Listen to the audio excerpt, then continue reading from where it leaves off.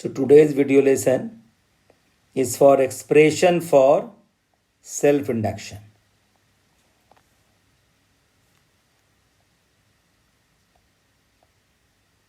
The concept of self-induction we have already completed, that when there is change in magnetic flux in a coil itself, then an EMF is induced in the coil due to that change in flux, and that is called self-induction. That is phenomena of electromagnetic induction in the coil itself. Now today we have to find the expression for that self-induction, that on what factor the self-induction of a coil depends. So we have a coil of length L, and there is n number of turns, and A is area of cross section of the coil. When current I is flowing through this, a magnetic field is produced, and that is B, and I is the current in the coil. Because of this current, the coil behaves like a magnet, and some magnetic fields are associated with the coil. Due to this change in flux, an EMF is induced. Okay? So when current is passed through the solenoid, it behaves like a magnet, and magnetic field B is produced. And that magnetic field in a coil is given by the formula B is equal to mu naught Ni. This we have already done in magnetic effect of current. That magnetic field due to a long solenoid is given by mu naught times Ni, where N is number of turns per unit length. So if capital N is number of turns and small l is total length of the coil, so this is small n is equal to N by L. We know that the flux linked to the coil depends on the current. It was the starting of self-induction. Here the phi is NBA, because we all know phi is equal to BA, and N is number of turns. That is why the total flux linked to the coil is NBA. And here the current is I, so we can write phi is equal to NBA, means NBA is equal to L into I. So phi is equal to NBA is equal to L into I. And in place of B, we can put the value of magnetic field, that is mu naught Nia is equal to Li. So now I cancels I, and N mu naught N by L into A is equal to capital L. So L is equal to mu naught N square A upon L. So this is the final formula of self-inductance of a coil. So self-inductance of a coil depends on number of turns, depends on area of the coil, depends on length of the solenoid, and also depends on the permeability of the medium. So if in place of air we have a solenoid with an iron core or any material core which has relative permeability mu r, so the formula is now modified to L is equal to mu naught mu r N square A upon L. So this is the formula of self-induction, and self-induction depends on permeability, number of turns, area of cross section, and L. Right? So we have to solve many numericals based on this. So this is the expression for self-induction. Now similarly we have to do the expression for mutual induction.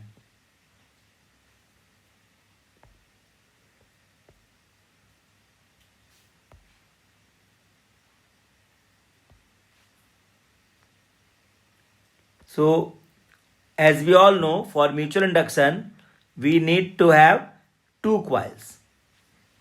One is primary coil and the second is secondary coil. To get the maximum flux linkage, the primary coil, which is the source of magnetic field, and secondary coil in which we observe the phenomena of mutual induction, and that secondary coil is wrapped on the primary coil, so that the total flux produced by the primary coil when current is flowing through the primary coil, the total flux is linked to the secondary. So to get the maximum linkage of the coil, the secondary coil is wrapped on the primary coil as shown in the diagram, and the length of the two coils are same for both. Area of the coil, both are considered to be the same. N1 is the number of turns in the primary coil and N2 is the number of turns in the secondary coil. So the two coils vary in number of turns only. The length and area of cross section both are considered to be the same. So primary coil is overlapped by the secondary coil to facilitate maximum mutual induction, means maximum linkage of magnetic flux. Okay, so B is the magnetic field produced by the primary coil. Now again, the formula of B is mu naught Ni. We have already studied in the topic magnetic effect of current. That is, magnetic field produced by a long solenoid is given by mu naught Ni, where N is number of turns per unit length. For the primary, the total number of turns is capital N1, L is length, so small n is N1 upon L. Now for the mutual induction, we know phi S is equal to MIP. Phi S means flux linked to the secondary coil, M is mutual inductance, and IP is current in the primary coil. Here current in the primary coil is small I, so in place of IP we will write small I, and phi S is, now number of turns in the secondary is N2 and B into A is phi. So total flux is N2 times BA, and is equal to MI. Now again we put the value of B, that is mu naught Ni. So N2 into mu naught NIA is equal to MI. So I cancels I once again, and the formula is N2 mu naught N1A upon L. Right, because small n is written as N1 upon L. N is equal to M. So we rearrange this. So M is equal to mu naught N1 N2A upon L. So this is the final formula of mutual induction between two coils. If mu R is relative permeability of core, then we can modify the expression by M is equal to mu naught mu R N1 N2A upon L. So in place of mu naught only we will write mu naught mu R or mu. So this gives you the final expression for mutual inductance between two coils. And again, this is important for numerical solving. So we should remember the formula M is equal to mu naught mu R N1 N2A upon L, or for air core M is equal to mu naught N1 N2A upon L. So this is the expression for mutual induction. Right? Now after that, we have to do the principle of generation of alternating EMF, that is how alternating current are produced by applying Faraday's laws of electromagnetic induction. So this is actually the mathematical treatment or mathematical analysis or mathematical discussion of AC generator. So this is principle of generation of alternating EMF. Principle of generation of alternating EMF or alternating current. Okay.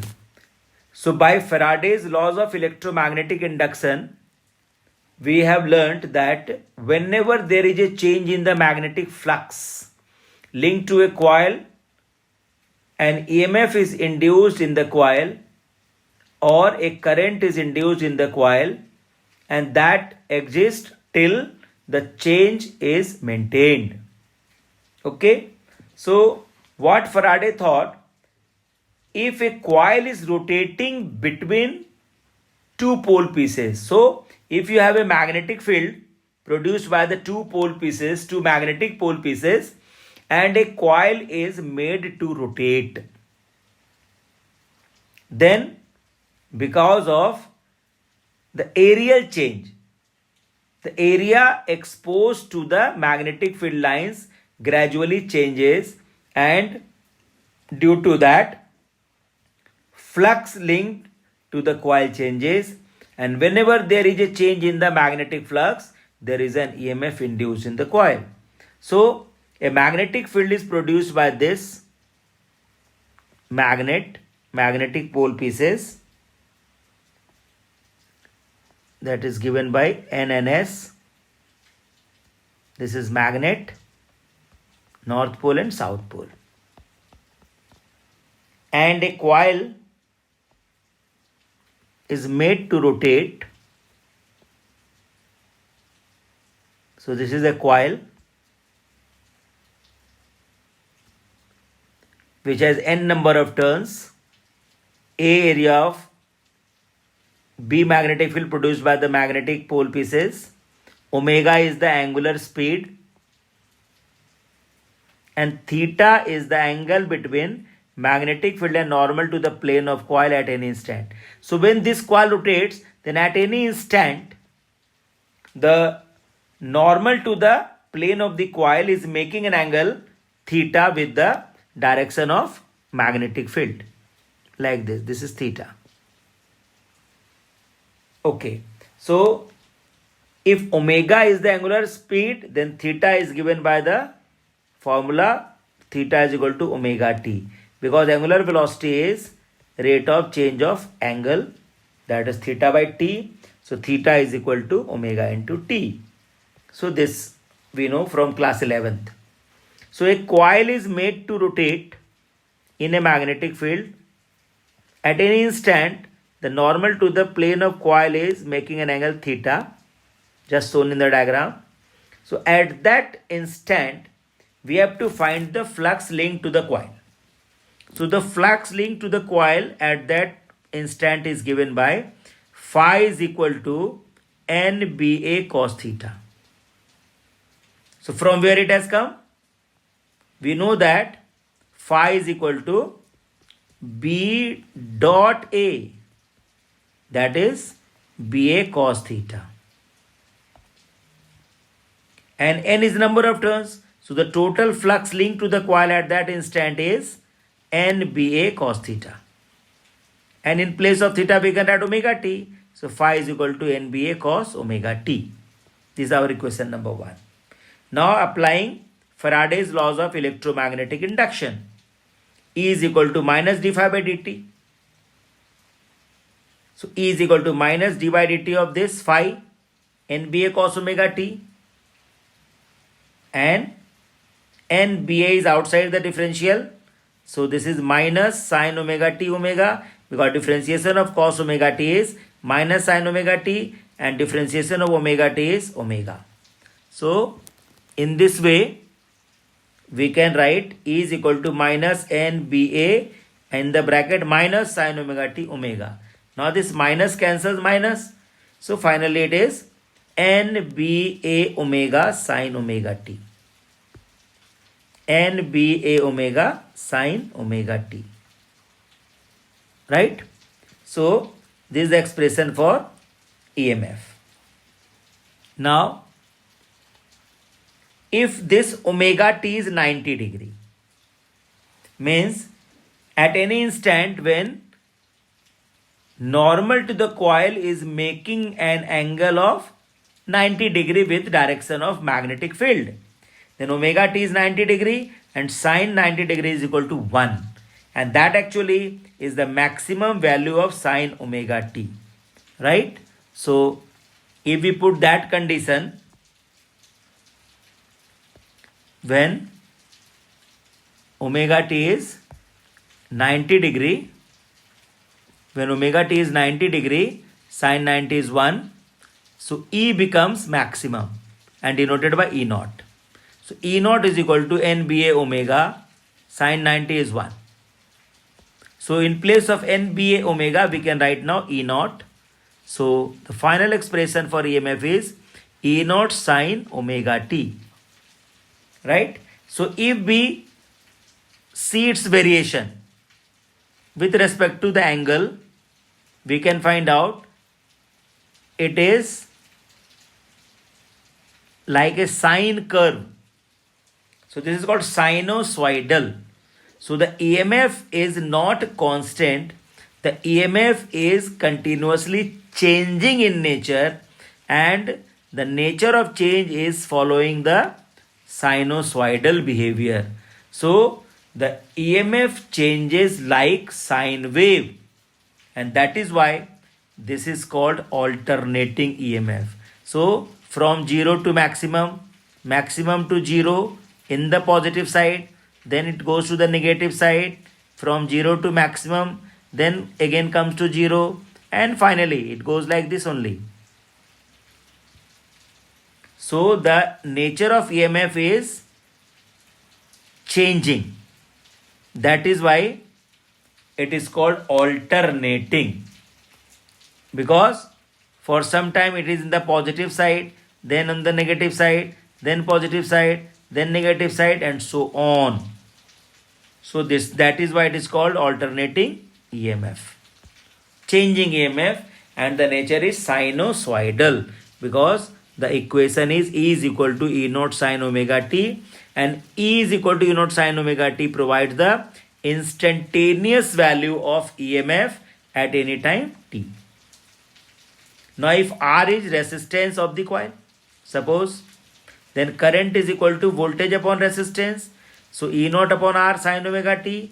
In place of E naught upon R, we can write I is equal to I naught sine omega t, where I naught is peak value of current, and nature is once again sinusoidal. So this again the current varies like sine wave, right? Sometimes in the positive side, then in the negative side, and so on. It goes like this only. So the nature of current also is sinusoidal, alternating. That is why it is called alternating current. AC, where E naught is peak EMF, peak value of voltage, and I naught is peak current. Right? And the nature of EMF or current is sinusoidal, that is alternating. In this way, we can produce alternating current by simply rotating a coil between two pole pieces, and that actually is the principle of generator. So in AC generator, we have to simply rotate a coil between the two pole pieces, and finally we are getting alternating current, and using this basic concept we are generating electricity nowadays in hydel power projects, in thermal power projects, or in nuclear power projects. Everywhere we are having a power generation unit, and that is simply a AC generator. And in AC generator we have to simply made to rotate a coil somehow. If we made to rotate a coil by using the hydel power, it is called hydel electricity. When we made to rotate a coil by the power steam, it is called thermal electricity. And if we made to rotate a coil by using nuclear power, it is called nuclear electricity. Or if we made to rotate the coil by wind power, it is called wind electricity, and so on. So this AC generator designed by Michael Faraday is a life-changing discovery or instrument designed by Michael Faraday. So that's all for today's class. Thank you. Have a nice day.